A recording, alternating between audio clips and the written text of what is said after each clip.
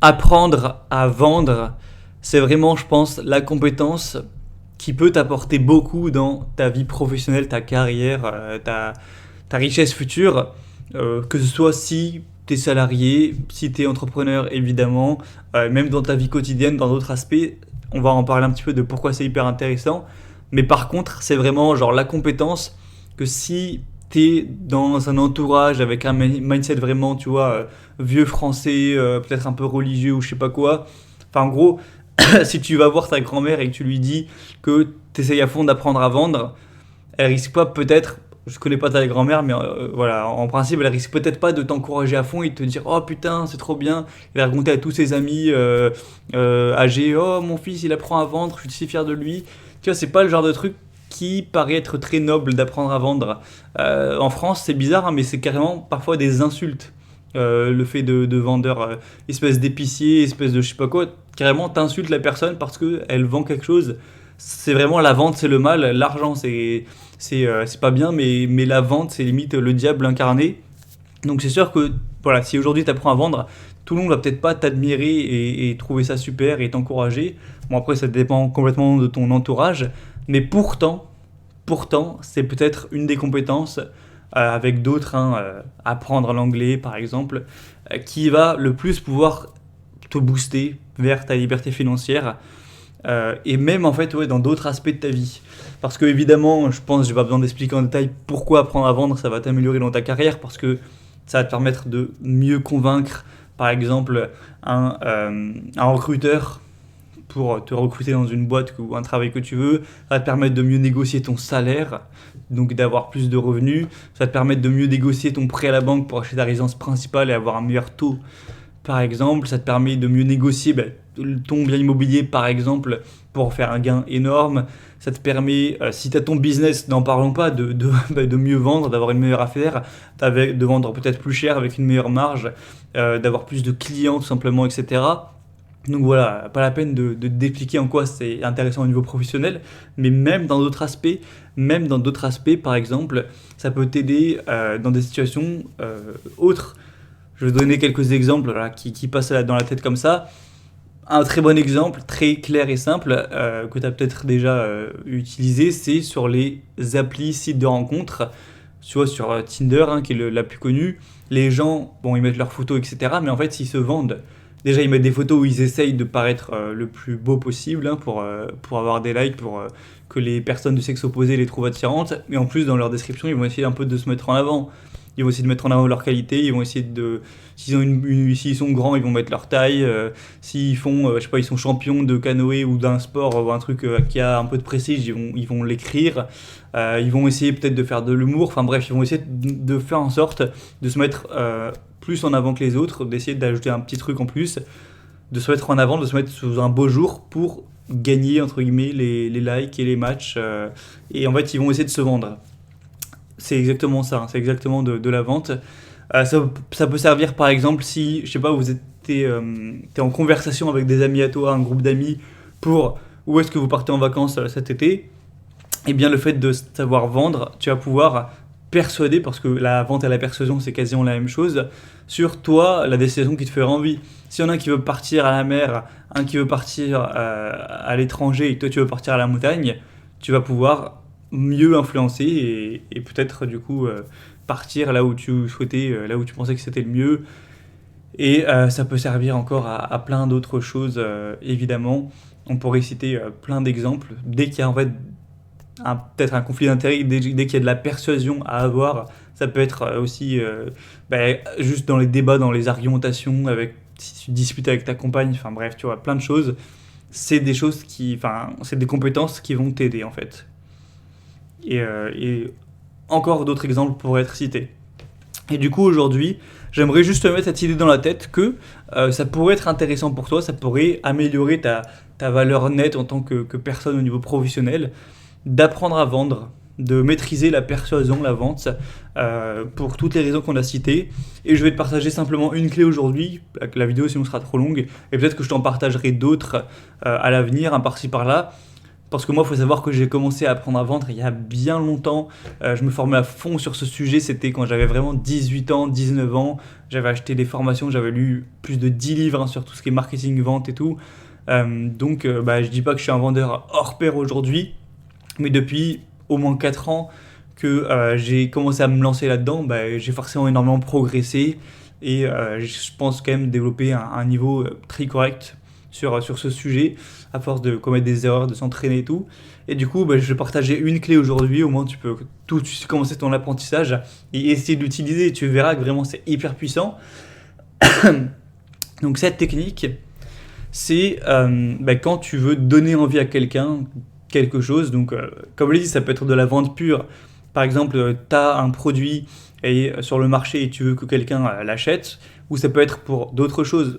Tu es en séduction avec quelqu'un et tu veux l'attirer.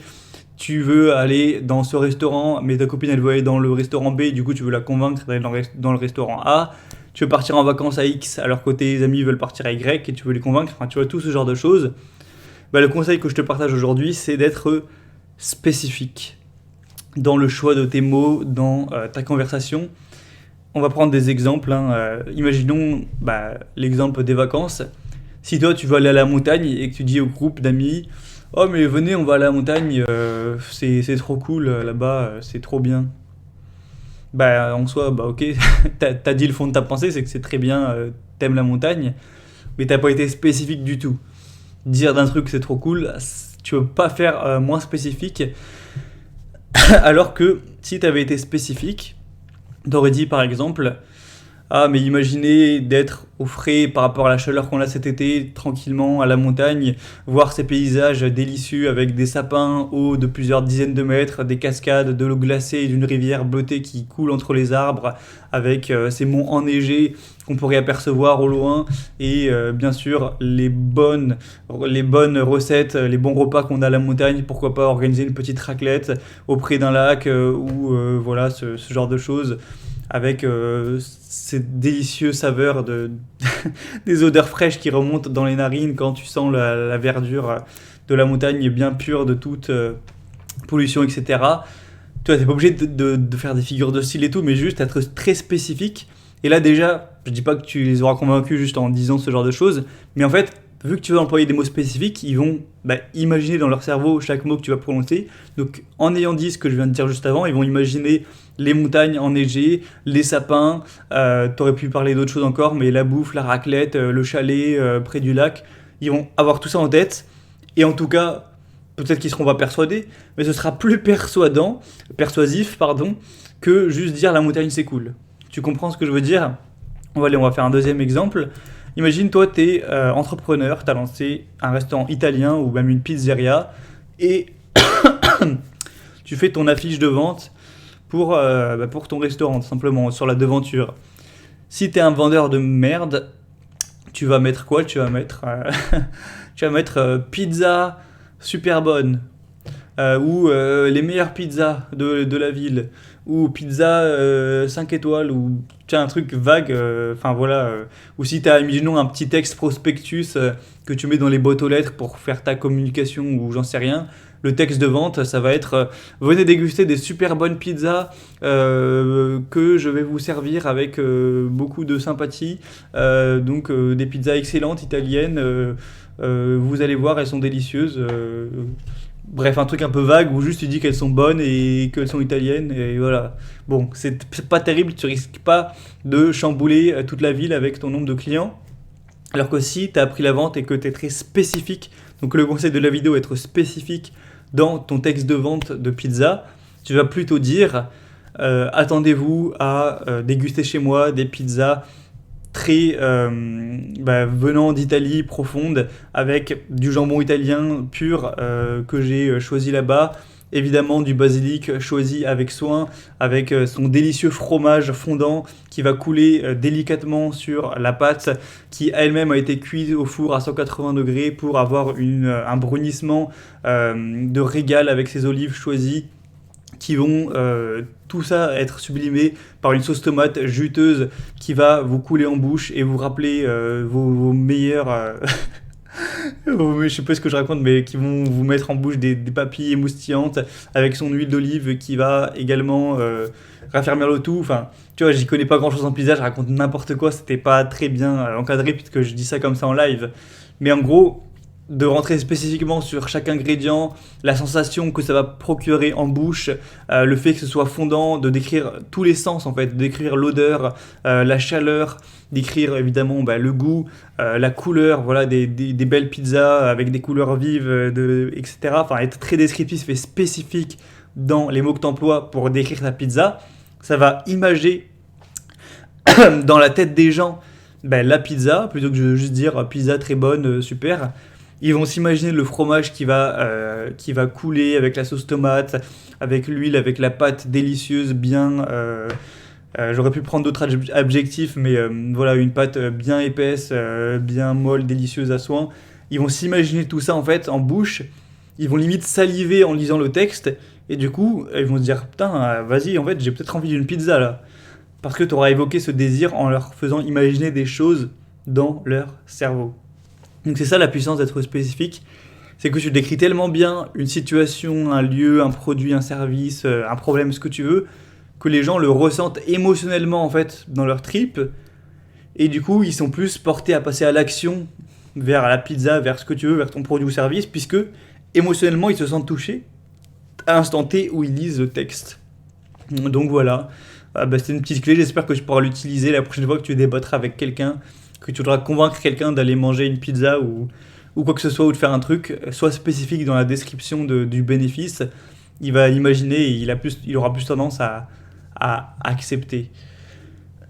Donc voilà, c'est tout pour cette vidéo. Si tu veux plus de mon contenu, comme d'habitude, pour plus de valeur, pour devenir riche lentement à la fin, rejoindre le groupe, rejoindre cette philosophie avec toutes les personnes, etc. Pour plus tard quand il y aura le groupe Facebook et rejoindre tout ce mouvement, inscris-toi à la liste email, c'est le premier lien en description, ça prendra 30 secondes, évidemment c'est gratuit, pour de la valeur tous les dimanches, des conseils, etc. qu'on partage de la valeur apportée. Et c'est tout, moi je te dis donc à demain pour la suite de l'émission. D'ailleurs, juste avant de terminer, si ça t'intéresse ce genre de sujet, que tu veux que je parle un petit peu plus à l'avenir, puisque j'en parlais jamais, de vente, de conseils comme ça, peut-être même un jour, pourquoi pas faire une formation sur le sujet. Et bien, dis-moi ça en commentaire, tu peux me dire aussi pourquoi ça t'intéresse, dans quels objectifs. Et s'il y a pas mal de personnes qui me font ce retour, j'en parlerai plus à l'avenir, tout simplement dans les vidéos. Allez, je te dis à demain.